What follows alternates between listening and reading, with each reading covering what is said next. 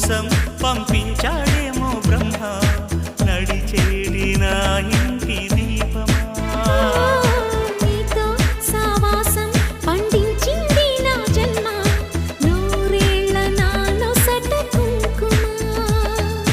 వెచ్చని శ్వాసల యౌవన గీతికి పల్లవి నువ్వంట పచ్చని ఆశల పువ్వుల తీగకి పందిరి నీ జంట మనవిగి కౌగిలి తన కోవెలని కొలువుండి పోవాలని చేరింది ప్రేమ